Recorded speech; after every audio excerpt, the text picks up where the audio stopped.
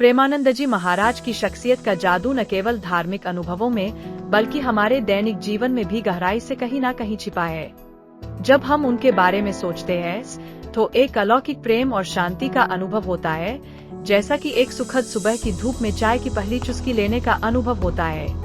उनका व्यक्तित्व चमत्कारी है, जैसे कि सूरज की किरणों के बीच बारिश का बूंदाबांदी।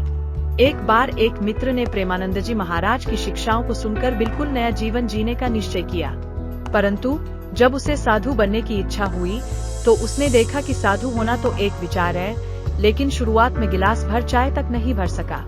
यह किस्सा सिर्फ एक मजेदार पल नहीं है, बल्कि यह उनकी शिक्षाओं की गहराई को दर्शाता है।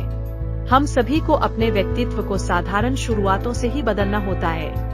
जब महाराज से उनके जादुई व्यक्तित्व के बारे में पूछा गया तो उन्होंने मुस्कुराते हुए कहा, सच्ची मुस्कान और अटूट श्रद्धा, यही मेरा जादू है।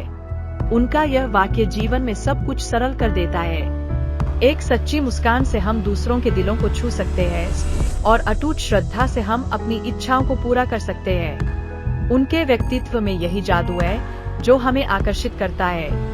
प्रेमानंद जी की शिक्षाएं हमें इस बात का एहसास कराती है कि वास्तविक खुशी किस तरह हमारे आसपास होती है। ऐसी खुशी को अनुभव करने का साधन केवल उनके विचारों में नहीं, बल्कि प्यार भरे संबंधों में भी है।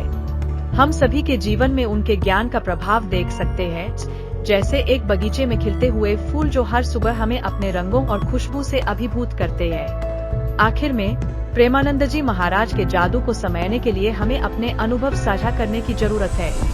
क्या आपने कभी उनके ज्ञान से प्रेरित होकर कोई कदम उठाया, या उनके विचारों से आपका कोई दिन खास बना? इस वीडियो में हमने आपके जीवन में प्रेमानंद जी की शिक्षाओं का महत्व जानने की कोशिश की है, तो यह न भूलें कि आपके हाथ में भी सच्ची मुस्कान और श्रद्धा का जादू छिपा है। इस वीडियो का अंत करते हुए हम यही कहना चाहेंगे कि यदि आपको यह अनुभव अच्छा लगा हो तो इसे लाइक करें और अपने दोस्तों के साथ साझा करें।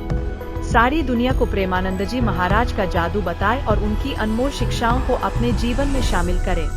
मुस्कुराते रहें और अपने अनुभवों को साझा करते रहें।